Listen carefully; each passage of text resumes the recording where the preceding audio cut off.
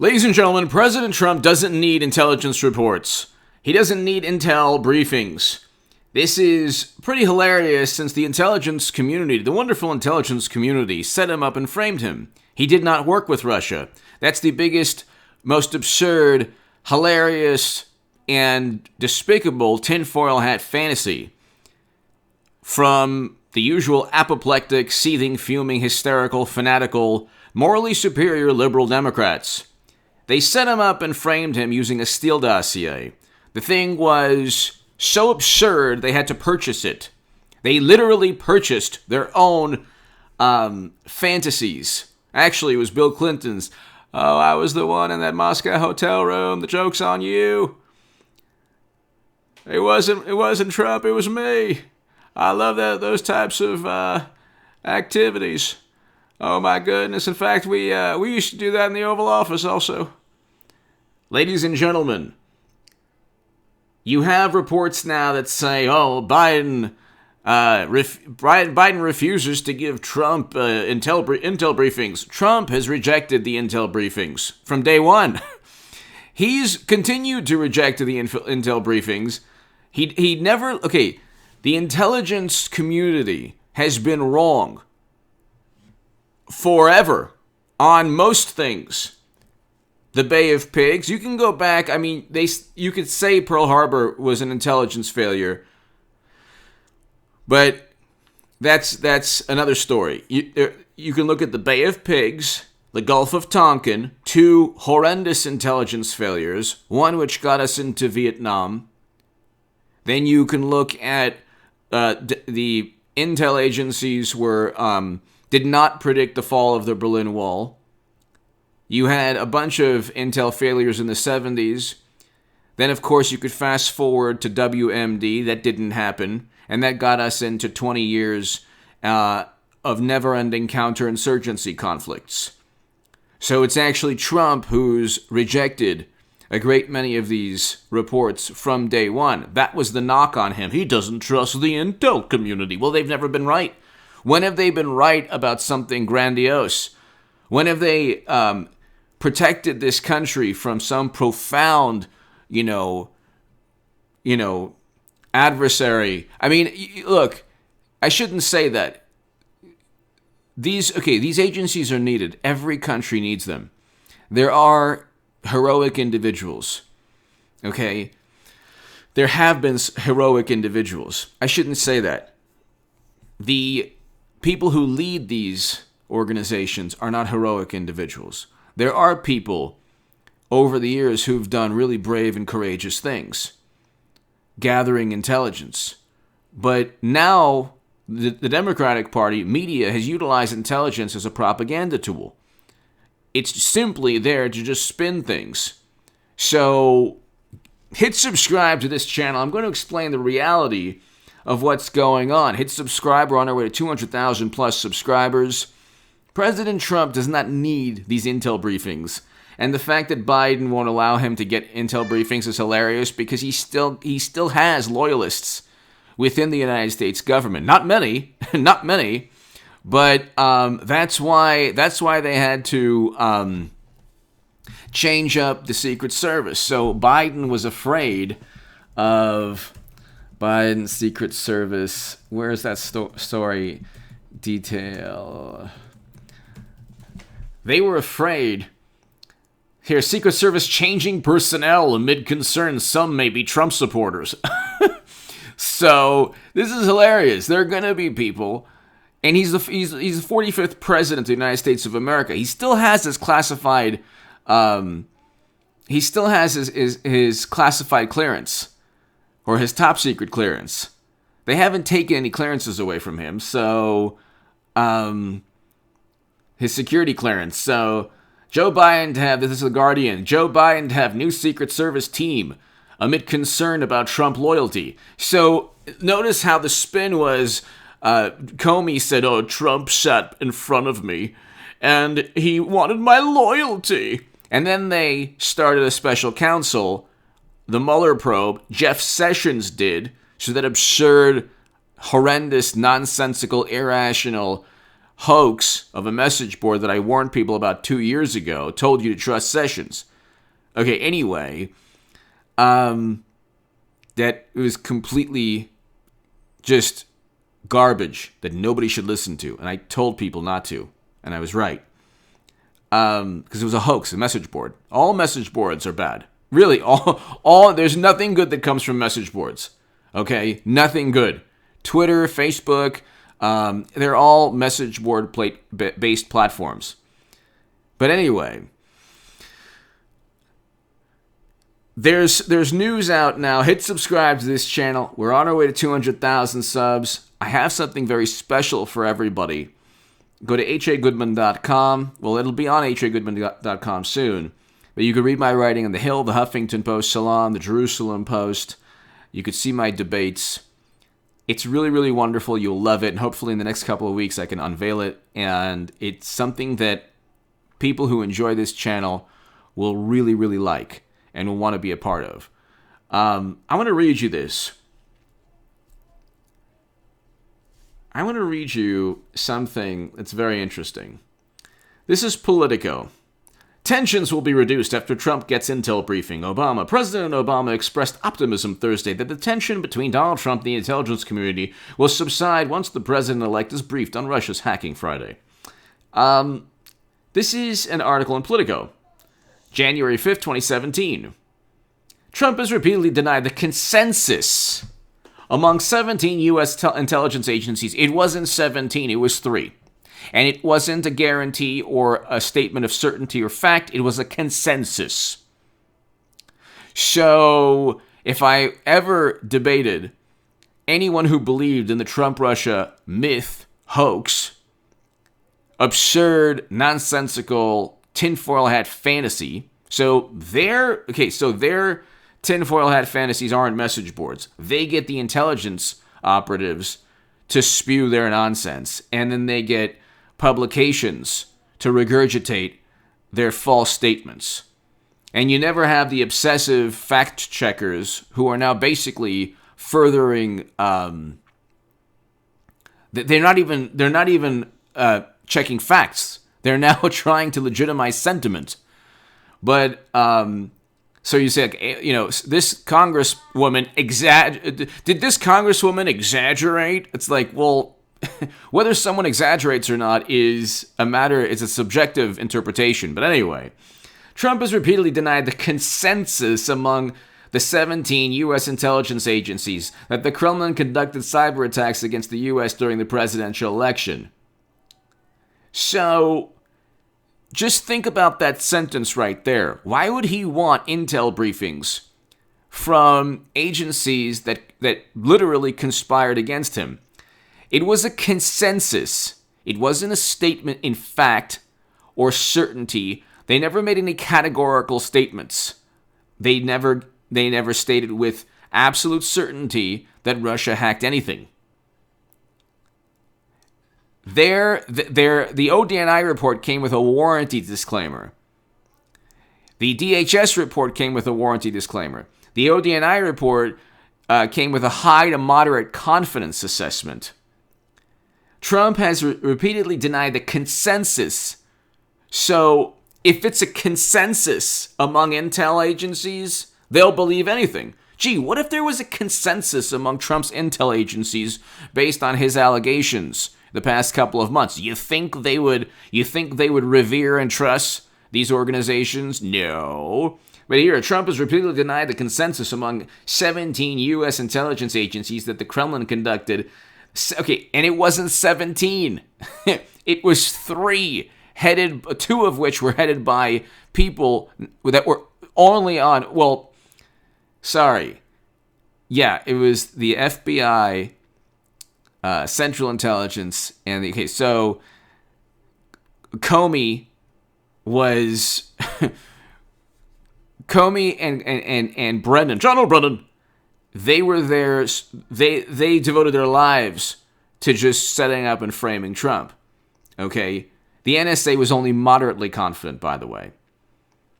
But the interesting thing is, it wasn't 17 intelligence agencies. That was a completely, like, that was the fake news that was filtered, and then you found out eventually. But see, once apoplectic liberals heard 17, oh my God, look at the U.S. intelligence agencies. They cozy up to the organizations or the people that they shouldn't cozy up to, that they shouldn't embrace. And then these are the liberals. Okay, if you're watching in another country, our liberals love the intel agencies and the very secretive, clandestine political operatives that, for some reason, are always wrong whether it's the Gulf of Tonkin, like I said, Bay of Pigs, Gulf of Tonkin, WMD, now Facebook ads, or Facebook ads 4 years ago. So it's like when Biden says, "Oh well, Trump is erratic." He's not the one who uses private servers that even Comey said were almost certainly hacked by the entire planet. So James Comey himself said that it's very likely foreign countries hacked into Clinton's servers that happen to have top secret and special access program intelligence. Then you had classified data on Anthony Weiner's computer as he was sending photos of his wiener everywhere. Okay, what could go wrong? So then you have Biden's own son who leaves a laptop in a computer repair store. And you're supposed to worry about Trump, he's erratic. But we'll get back to that in a moment, but I want to read you a Reuters article. South Korea president says Trump deserves a Nobel Peace Prize. He did this without corrupt intelligence officials. He didn't need corrupt intelligence officials. If he listened to them, he wouldn't have fostered the détente between North and South Korea that he helped foster. South Korea President Moon Jae-in said U.S. President Donald Trump deserves a Nobel Peace Prize for his efforts to end the standoff with North Korea. A South Korean official said Monday, quote, President Trump should win the Nobel Peace Prize. What we need is only peace, Moon told a meeting of senior secretaries, according to a presidential Blue House official who briefed media. So you have the president of South Korea stating, this is according to, and the link will be below. I always reference this article, and I'll go ahead and do that. I'll put that link below. But there's another article from the South China Morning Post. Seoul seeks to further Trump's legacy on North Korea under Biden administration. Okay, this is November 9th, 2020. So, why do you think South Korea wants to further President Trump's foreign policy? Because it was a very good, he achieved some great things in that region of the world. Just like the Abraham Accords. Okay? Israeli officials have stated also they want Biden to continue with the Abraham Accords.